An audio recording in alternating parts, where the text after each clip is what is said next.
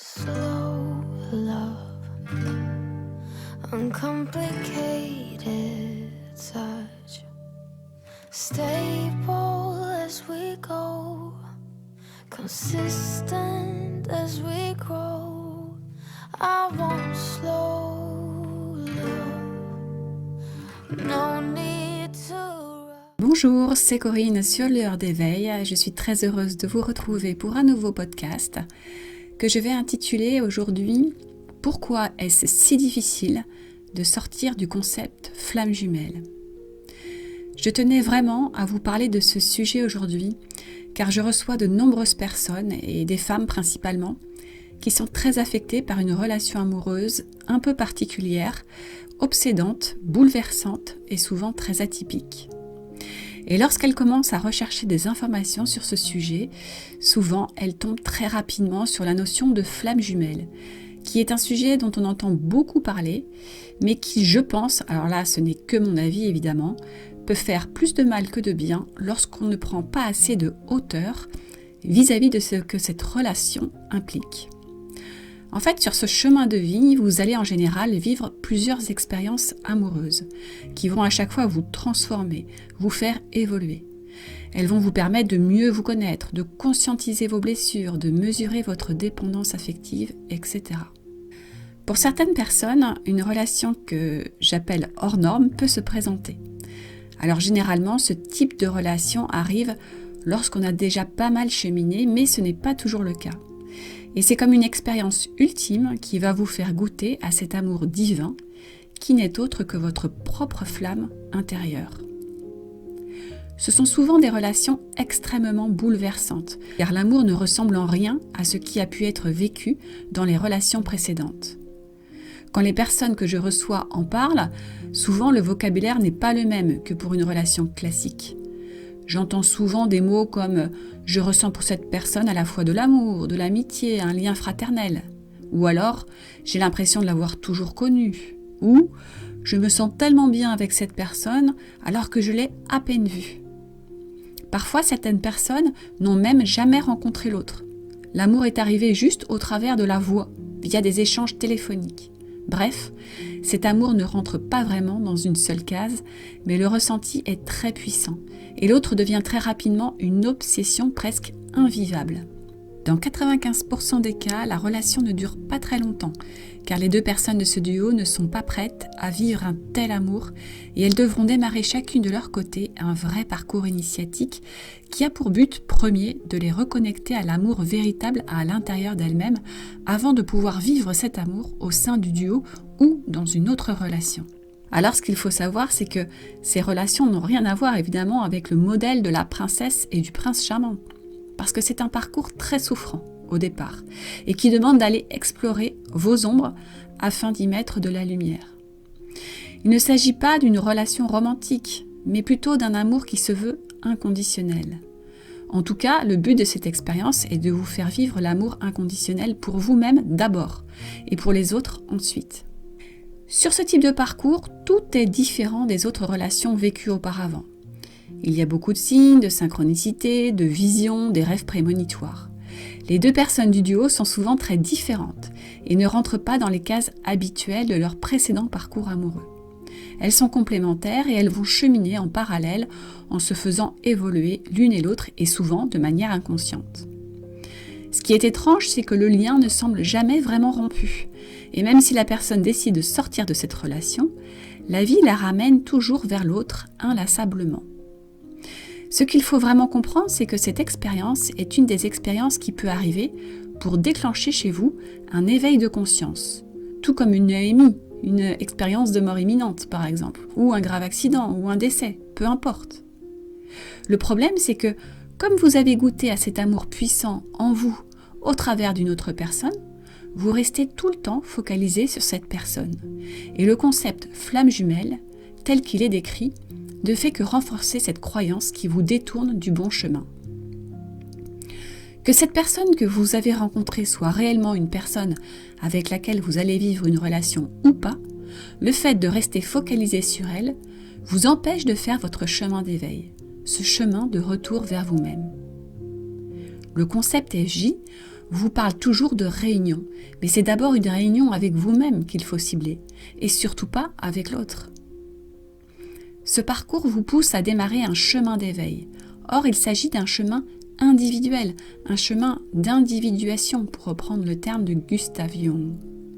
C'est un des pièges du chemin spirituel, que de s'inscrire dans un mouvement ou dans un concept, puisque vous commencez à vous rattacher à quelque chose d'extérieur à vous. C'est d'autant plus facile de se laisser prendre à ce piège que l'ego n'a qu'une envie, c'est de vivre cette relation impossible, alors il va se rattacher à tout ce qui nourrit son espoir de concrétiser cette relation dans la matière.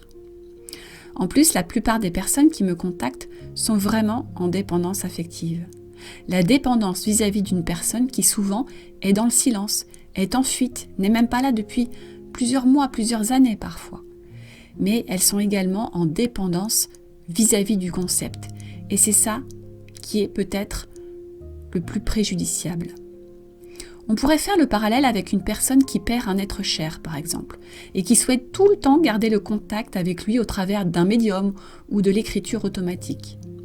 Le faire une fois de temps en temps, pourquoi pas, mais rester en contact permanent, c'est comme si la personne n'arrivait pas à faire réellement le deuil.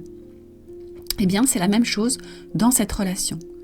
Plus vous restez dans le concept flamme jumelle, moins vous arrivez à faire le deuil de la relation dans l'instant présent et plus vous vous éloignez du chemin de guérison. Au travers de ce concept, vous continuez à combler un manque alors que le chemin d'éveil doit vous amener à combler ce manque de manière individuelle. Le concept flamme jumelle est une vraie addiction et je remarque dans les personnes qui me livrent leur histoire 2 catégories de personnes. Il y a celles qui ont compris le sens de cette épreuve et qui entament réellement le chemin d'éveil, peu importe ce que sera la suite.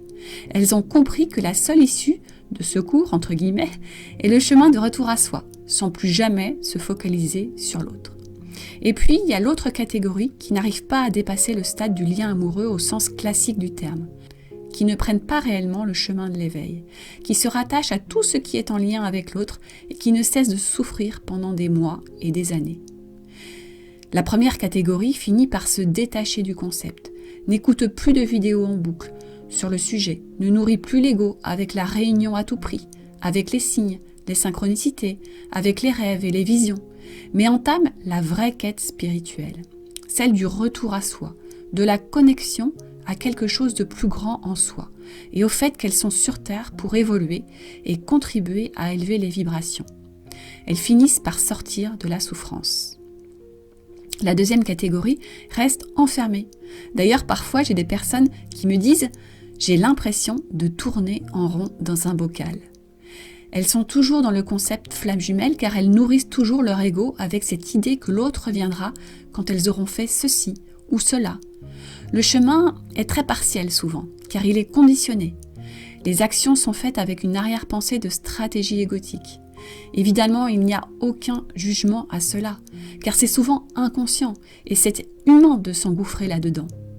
Mais prenez maintenant conscience qu'il va falloir absolument sortir de là. Vous savez que la base du chemin d'éveil, du chemin spirituel, c'est de remettre l'ego à sa juste place. Il n'est pas question de le tuer, cet ego, on en a besoin, mais il est juste question de le discipliner. Il ne doit plus être le maître, mais devenir le serviteur. C'est une étape indispensable qui est l'étape de la maîtrise des pensées. Beaucoup de personnes connaissent le malheur dans leur vie parce qu'elles ont accepté des pensées, des états d'âme qui ne sont pas les leurs, qui ne leur appartiennent pas. Ces pensées se sont enracinées en elles et se sont littéralement installées dans leur tête et dans leur cœur. Et toutes ces pensées ne partent plus et les personnes restent dans la souffrance. J'ai même reçu le témoignage de personnes qui m'ont dit être allées jusqu'au harcèlement vis-à-vis de l'autre. Des messages, des déplacements au domicile, avec même l'intervention de gendarmes. Imaginez. Ces personnes en fait sont persuadées que l'autre les aime, mais comme s'ils n'étaient pas conscients de cela. Ça, c'est encore une pensée largement véhiculée dans le concept FJ.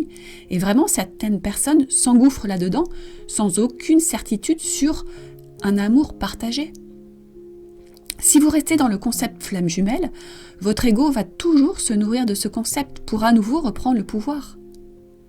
Par exemple, dans le concept FJ, il est dit de ne pas répondre tout de suite à l'autre lorsqu'il vous envoie un message.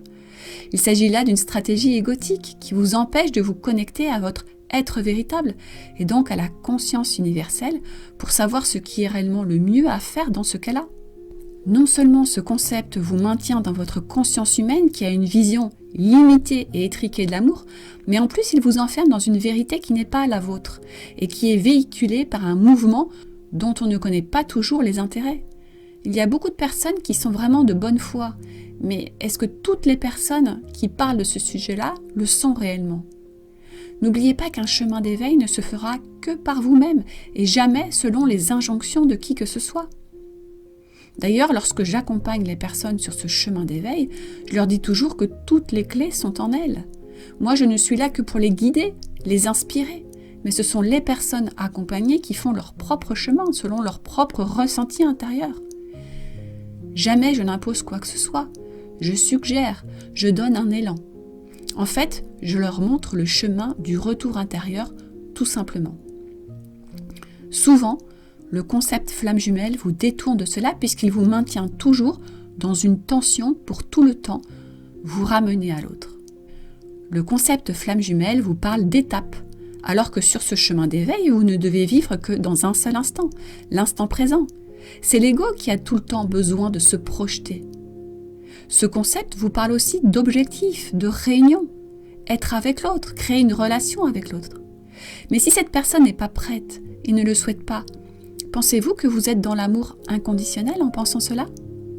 Focaliser sur une personne qui ne souhaite pas être en relation est encore un comportement nourri par l'ego et non par l'âme. Il y a même un manque de respect vis-à-vis de l'autre personne. Dans le dernier soin que j'ai publié, je vous parle des 7 formes d'attachement qui vous enferment et qui vous empêchent de vous libérer de la souffrance.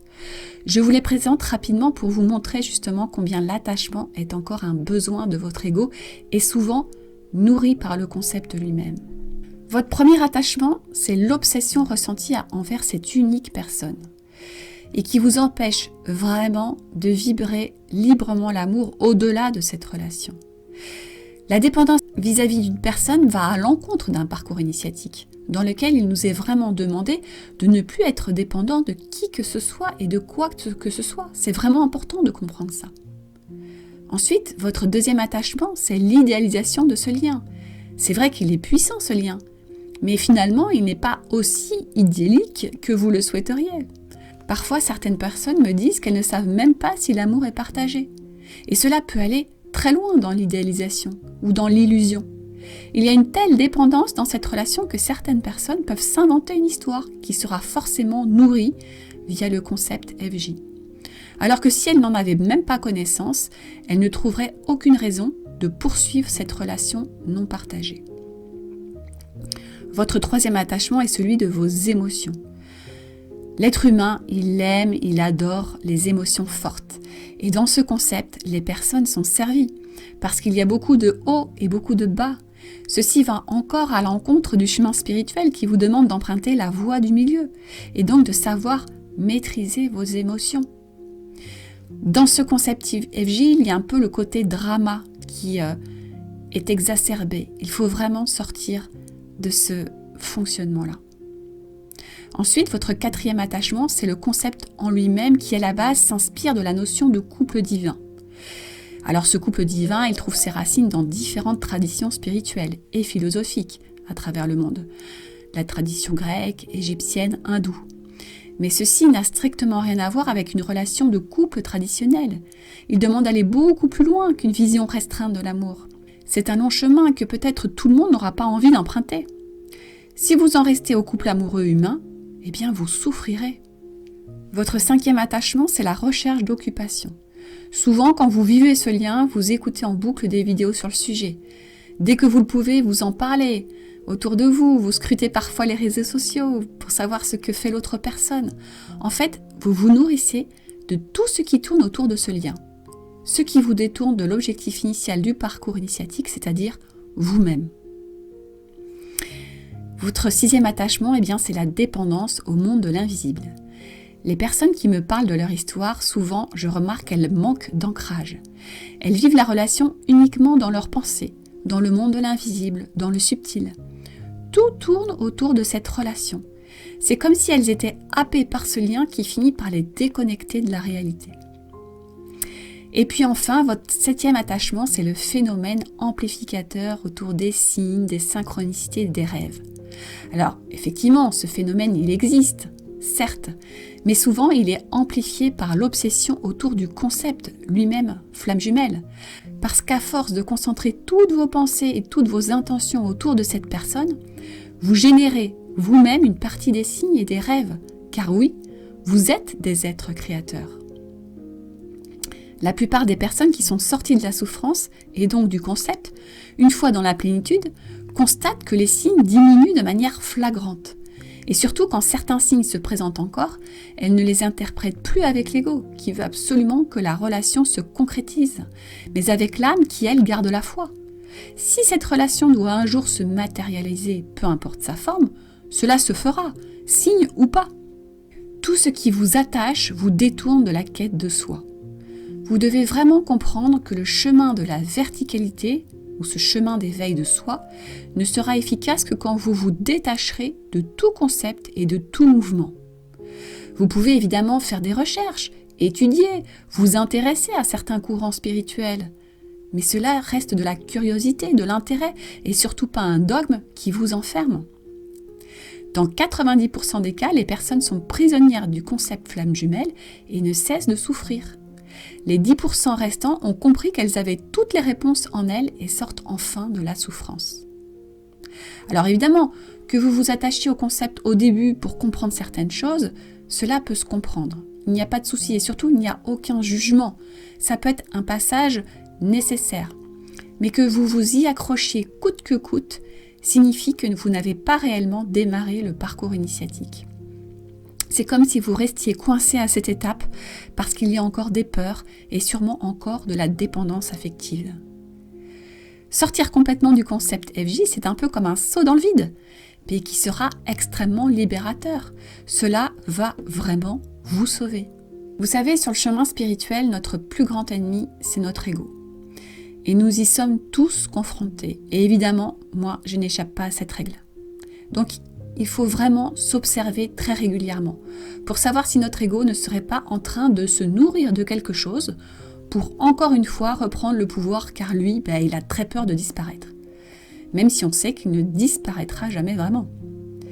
Et ça, c'est le cas tout au long du chemin, même si on n'est pas dans un parcours de type flamme jumelle. Parce que l'ego, il va toujours trouver tous les prétextes pour se nourrir. Donc il y a vraiment cette notion d'observation qui doit se faire régulièrement. Et ça peut être par exemple se nourrir pour avoir plus de notoriété. Ça peut être une façon pour l'ego encore de reprendre le pouvoir. Et d'ailleurs, ceci, c'est quelque chose qui est très répandu sur les chaînes flammes jumelles. Les personnes qui ont seulement soif d'être reconnues et vues utiliseront dans le titre, par exemple, de leur vidéo, certains termes plus accrocheurs comme le runner, la réunion.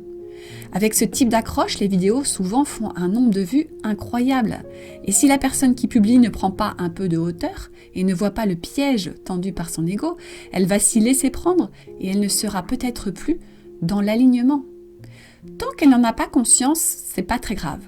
Mais si elle en prend conscience et qu'elle continue, elle peut ainsi détourner son message et induire d'autres personnes dans l'erreur. Tout ce que je vous exprime ici n'est pas pour vous dire que le lien d'amour que vous vivez n'existe pas et qu'il n'a rien d'exceptionnel. Non, ce n'est pas du tout mon but. Je vous dis juste que ce lien vaut beaucoup plus qu'une simple étiquette flamme jumelle. Ce lien est le vôtre et ne peut être comparé à aucun autre. Il n'y a que vous qui ayez réellement les clés pour dépasser cette grande épreuve et la magnifier.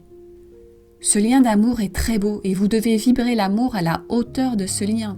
Ce qui probablement ne sera pas un amour sentiment humain classique, mais quelque chose de bien plus grand. C'est seulement quand vous aurez dépassé cette étape de concept flamme jumelle et quand vous aurez découvert la quête qui se cache derrière, que vous arriverez à réellement vivre cet amour, quelle que soit sa forme. Vous aurez atteint cette forme d'amour inconditionnel qu'on vous demande de trouver au travers de cette grande expérience. Mais tant que vous souffrez, vous serez dans l'impasse. Alors à partir d'aujourd'hui, je vous conseille vraiment de dépasser ce cap du concept flamme jumelle. Passez à l'étape supérieure. Et je vous promets que la suite sera beaucoup plus légère, plus vibrante et vous permettra une réelle évolution, votre propre évolution et surtout pas celle des autres. Et certainement qu'à partir de là, de belles surprises se présenteront à vous. Voilà, c'était vraiment un message important que je devais vous transmettre aujourd'hui parce que je reçois de plus en plus de personnes en souffrance et enfermées dans ce mouvement et je pense que c'est toxique. Voilà, donc si vous restez coincé, si vous déprimez, si vous êtes en souffrance et que vous avez l'impression de tourner en rond, passez à l'étape suivante. Vraiment, c'est le grand conseil que je vous donne aujourd'hui. Voilà, j'en ai terminé pour cet audio. Je vous dis à très bientôt et merci encore pour votre écoute. Au revoir. I want slow love, uncomplicated touch, stable as we go, consistent as we grow.